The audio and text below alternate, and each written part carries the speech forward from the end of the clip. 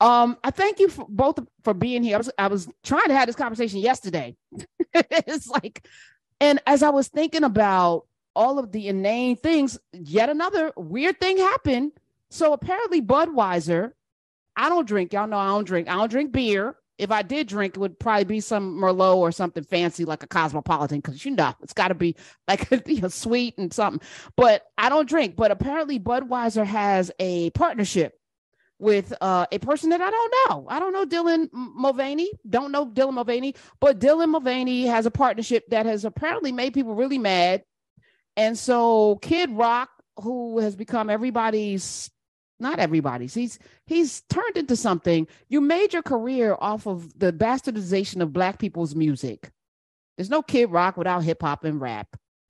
You rose to fame on that, and then got I guess co-opted or indoctrinated, or what do you call it, radicalized into this MAGA thing. You revealed yourself to be a whole ass racist and other things as well, apparently. So I'm gonna play a little clip because he was mad about it. So he went on his IG, I guess, and he's 52, by the way, grown ass man out there. And he posted this video late Monday night. Play it, Smiz. This month, I celebrated my day 365 of womanhood, and Bud Light sent me possibly the best gift ever, a can with my face on it. Check out my Instagram story to see how you can enjoy March Madness with Bud Light. Grandpa's feeling a little frisky today. Let me say something to all you and be as clear and concise as possible. Bud Light and Anheuser-Busch. Have a terrific day. So the first voice you heard was Dylan. I wanted you to hear that last, but that was Kid Rock. He had a bunch of cases of Bud Light in the field, and I guess he's got some AR-15 or AK, whatever, one of them assault rifles, and he shoots up his Bud Light online right now. You see people pouring their Bud Light down the drain. Really, y'all. Let me start with you, Clay. Did you talk about this on your show today? Because I was preparing, so I didn't get a chance to listen. I usually listen later. Not. Okay. Let's talk about this. No. Okay. What's the problem? And the violence? Like, why do you need all that firepower to show your disdain for Bud? Like, what is the central anger? What is the problem? I mean, he should have used that violence on a few of his records back in the day. Good old Kid Rock. That's what he should have focused that on. That was the wackest quote unquote hip hop we ever encountered in the legacy of hip hop being colonized. Listen, the issue is that they need their otherism, and a trans person being on the cover of a Bud Light can, Bud Light, somehow feeds into their narrative that they are being attacked. And they hope that other people will fall for that narrative.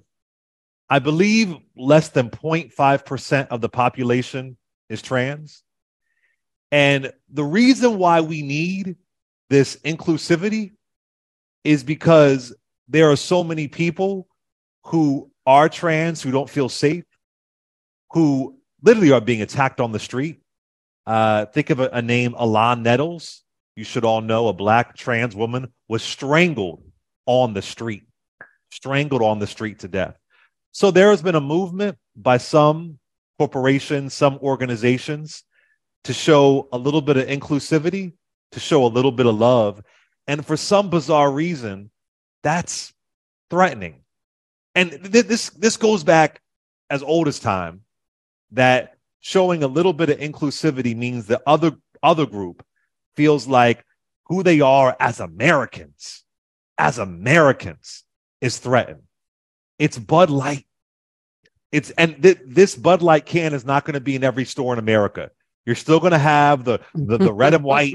You're still going to have it. Wait, they don't know. So that Bud Light also produced a rainbow colored can in its partnership with Dylan Mulvaney, who is a trans woman. And, if for, as you said, 0.5%. So some would argue, well, it's such a small percentage. Why do we need to do this big gesture? Like, you're making me have to tell my kids, explain to them because it's a commercial. What? Right. Well, I would say if those 0.5% are being harmed are being beat up or being assaulted, then obviously this is a way to show some kind of inclusivity. I think that what I do think is that media does change things and media does change the narrative. So maybe showing this, maybe for some people, they might have a different way to think about things. Now, I will say this, though. There is some good commentary to be had around corporations who are just attaching themselves to groups, especially during Black History Month or LGBT Pride Month or Hispanic Heritage Month or whatever the case may be, and they're not really sincere. So there could be a larger conversation to say, okay, what does this really mean? How are you supporting this community? What are you actually doing? Is it just some ridiculous, foolish corporate optics? We could have that conversation. Yeah. But Kid Rock is performative. And then also I'll add, then I'll throw it back to y'all. Let's be clear that these corporations have been catering to, have been bowing down to, white dudes for a very long time. That's basically the entire advertising industry. It's the entire advertising industry. I mean, I can recall when I was a kid hearing complaints. Do y'all remember this? That there were too many Black folks in McDonald's commercials. I remember hearing that back in the 80s. Yeah. Why all these Black people in McDonald's commercials, right? So a little bit of straying away from something that isn't the majority, although we are the global majority, not trans folks though, is somehow threatening. And if you're threatened by it, if you're threatened by this little touch of representation, then that's an issue you got to deal with. But I just think it's funny that, don't worry, your representation in alcohol, in cigarettes, in television commercials, in hip hop, in rock, in country, it's not going anywhere. You're good. Kieran, I come at it from a different angle in that the reason why you have to have this level of representation in media and advertising when you have such a small population is because people will say, oh, well, there's disproportionate representation in media now. Well, there's disproportionate representation in anti-trans legislation that's happening. Right now, there are 492 bills that are in some part of progress across this country that are very specifically anti-trans, right? And so you might say, well, why do you need a beer can to talk about like trans inclusion? Well, the reason why you need corporations to step up and to start engaging is because 47 states in this country have anti-trans legislation in the works. 26 have passed, 422 are currently active, 44 have failed, right? And that's 2023. We're talking about a small subset of the population. And what it really is it's really just that all of this anti-trans legislation is just gateway legislation, right? Like, let's set a precedent with the people that have the smallest numbers, the weakest of us all. Let's take them out of the herd first, right? And then let's use that model as a precedent so that we can then get to the next level and the next level and the next level, right? And so, and when it all said and done, like, it's like, oh, well, how did we get like all of these laws changed to roll back the rights of people of color, of queer people in general, because I know you don't like writ large, of all of these people? Well, one, we started with that first kernel of let's knock out these trans folks first. Then let's get the rest of these gay folks, right? And then let's get the folks at the intersections, right? And then, okay, well, let's fund Uganda. Let's spread it global. We're going to talk. So let me just say this. First of all, thank both of y'all again. I never want to put anyone in a position to talk about, like, don't call me to talk about Black people things.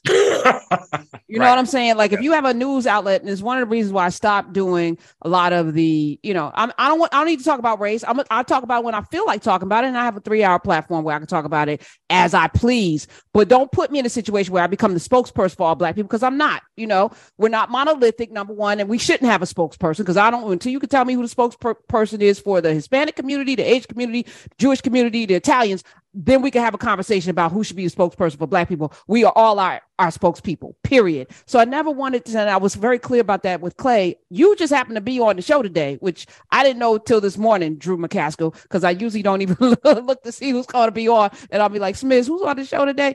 Oh, okay. Because I wanted to have this conversation because it to me is beyond to both of your points. This is not really even about trans.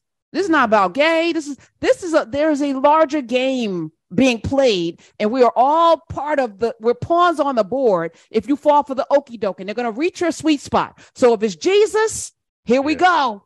What's going on in Uganda right now around Jesus is the most un-Jesus-like thing I've ever seen in my entire life. God is not pleased. I promise you. Jesus was like, I ain't tell y'all to do all of this in my name. Your name will not be written in the book. I'm just letting y'all know. All the people with these death penalties for peoples showing up as LGBTQ, like, whether they say it or not, if they look it, which it feels very Hitlerish, like, yes. Oh, let me turn to my neighbors. Like, it was Jewish people then with the Star of David, because we couldn't look at your skin. You know what I'm saying? Right. So wear the Star of David. But this is all about that. In that Niemöller poem, First They Came For, we're in that moment right now. And if you are standing up for it, Kevin Powell yesterday, he called, I hate all of these labels, but cisgendered man, whatever, married to a woman, says every day he fights for trans rights, women's rights, in all of that, because it's right to do. It's like, if I don't fight as vigilantly for that as I do for civil rights for Black people, then what am I really doing? Then, as long as I'm good, which is the thing that I feel like, even economically, I can't just be the only one good. Everybody needs to be good for our collective safety, for our collective health, right? So just me being good isn't good enough. And if you're okay with you just being good, you're part of the problem too.